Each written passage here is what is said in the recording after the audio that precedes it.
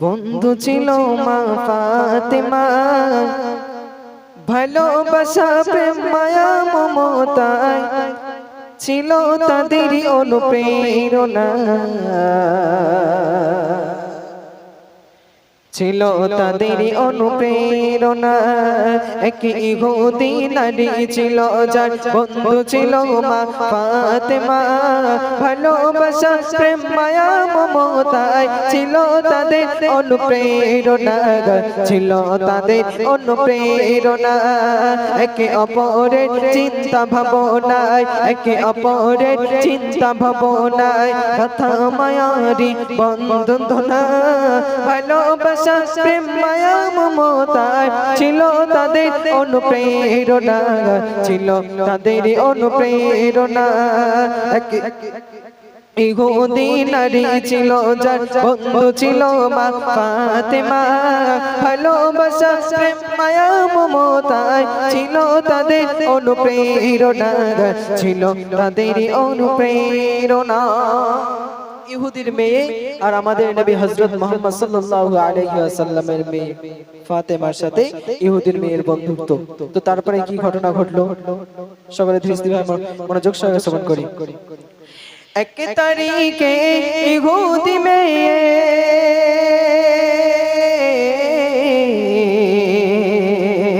এক তারিখে ইহুদি মেয়ের বিয়ে হবে দিন ঠিক হলো। মেয়ের পিতা একে একে সব প্রিয়জনে দাওয়াত দিল, প্রিয়জনে দাওয়াত দিল।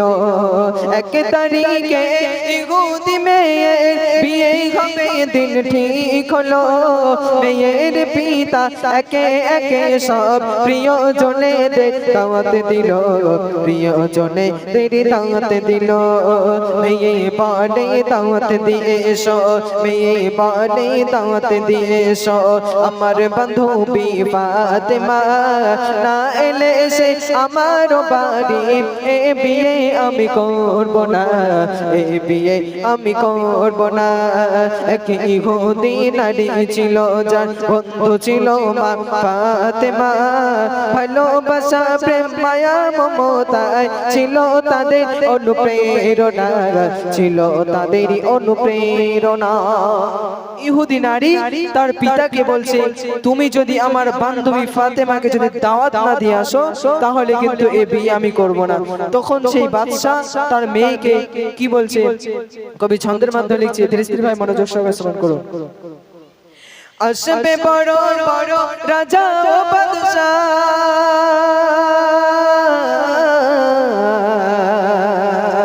আসবে বড় বড় রাজা ও বাদশা, তোমার বিয়েতে আমার বাড়ি।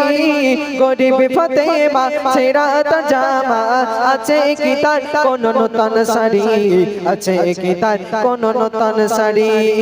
আসবে বড় বড় রাজা ও বাদশা, আসবে বড় বড় রাজা ও বাদশা, তোমার বিয়েতে আমার বাড়ি। গরিব ফাতেমা ছেঁড়া তার জামা, আছে কি তার কোন নতুন শাড়ি, আছে কি তার কোন নতুন শাড়ি। বাড়ির সম্মান হবে যে বদনাম, বাড়ির সম্মান হবে যে বদনাম।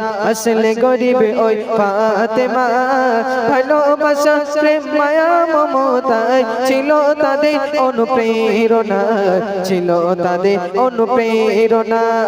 বাড়ির সম্মান হবে যে বদনাম, বাড়ির সম্মান হবে যে বদনাম। আসলে গরিব ওই ফাতেমা, শোনো বেটি তোমার প্রস্তাব মেনে নিতে আমি পারবো না, মেনে নিতে আমি পারবো না। রাজা মেয়েকে বলছে, যদি ফাতেমাকে দাওয়াত দেই ওই ছেঁড়া ফাটা জামা পরে আসবে, এই বাড়ির সম্মান বদনাম হয়ে যাবে, তো আমি ফাতেমাকে দাওয়াত দিতে পারবো না। তারপরে মানে মেয়ে অনেক বোঝানোর পরে তারপরে বাদশা রাজি হলো। অনেকে বলার পর পিতাকে রাজি, অনেক বলার পর পিতাকে রাজি করে নিল ইহুদি মেয়ে। পিতা বলে বেশ তবে যেন সে আসে দামি পোশাক গায়ে দিয়ে, আসে দামি পোশাক গায়ে দিয়ে। গরিব বলে আজকে ফাতেমা, গরিব বলে আজকে ফাতেমা হয়েছে কত লাঞ্ছনা। সকল নারীদের হবে সে সরদার, তাকে তো তোমরা চিনলে না, তাকে তো তোমরা চিনলে না। কে ইহুদি নারী ছিল যার বন্ধু ছিল মা ফাতেমা, ভালোবাসা প্রেম মায়া মমতা ছিল তাদের অনুপ্রেরণা, ছিল তাদের অনুপ্রেরণা।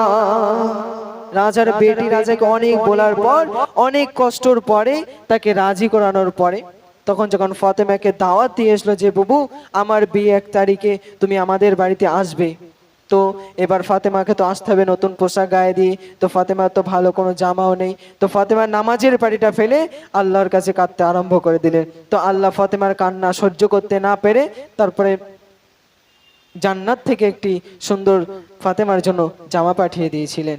তো তারপরে কবি কি লিখছে, কবি ছন্দের মাধ্যমে শুনুন। খোদার মহিমা কেউ তো বোঝে না,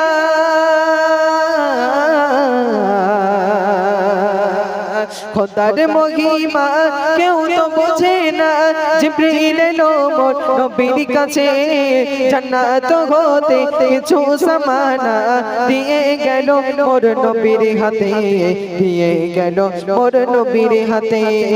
খোদার মহিমা কেউ তো বোঝে না, জিবরিল এলো মোর নবীর কাছে, জান্নাত হতে কিছু সামানা দিয়ে গেল মোর নবীর হাতে, দিয়ে গেল মোর নবীর হাতে।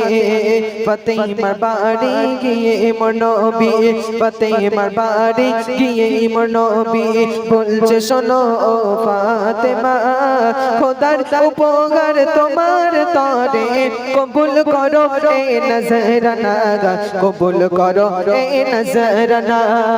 এক ইহুদি নারী ছিল যার বন্ধু ছিল মা ফাতেমা, ভালোবাসা প্রেম মায়া মমতায় ছিল তাদের অনুপ্রেরণা, ছিল তাদের অনুপ্রেরণা। খোদা তাআলা জান্নাত থেকে অনেক সুন্দর পোশাক পাঠিয়ে দিয়েছেন। সেই পোশাক গায়ে দিয়ে যখন সেই বাড়িতে গেল, তখন সেই জায়গার অবস্থাটা কি হলো কবি ছন্দের মাধ্যমে লিখছে, ধীর ভাবে মনোযোগ সহকারে শ্রবণ করুন। যখন ফাতেমা আসলো সে বাড়ি,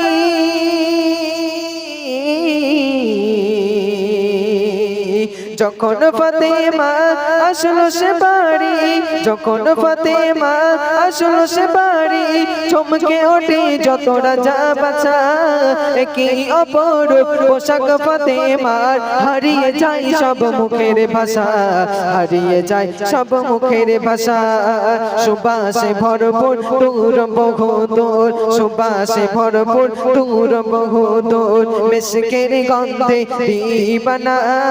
কোথায় রাজা কোথায় বাদশা, করে ফাতেমাকে বেমানা, করে ফাতেমাকে বেমানা।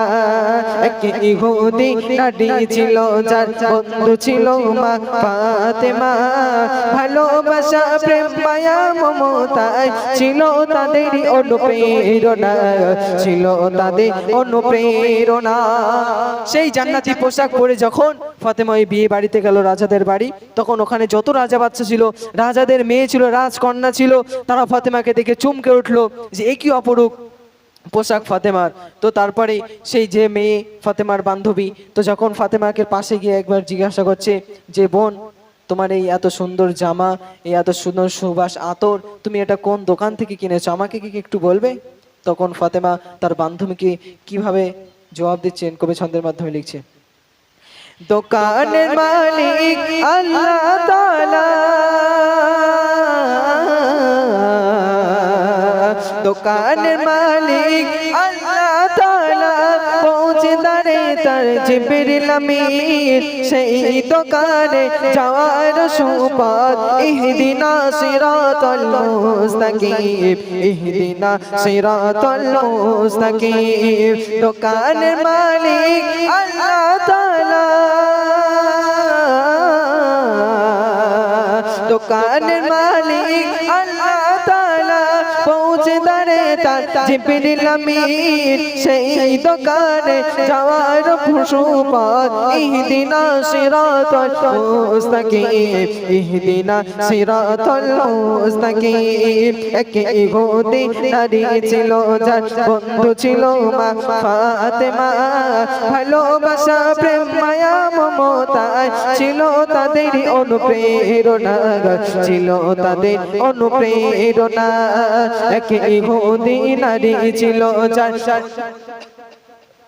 বন্ধু ছিল মা ফাতেমা ভালোবাসা প্রেম মায়া মমতায় ছিল তাদের অনুপ্রেরণা ছিল তাদের অনুপ্রেরণা তাকবীর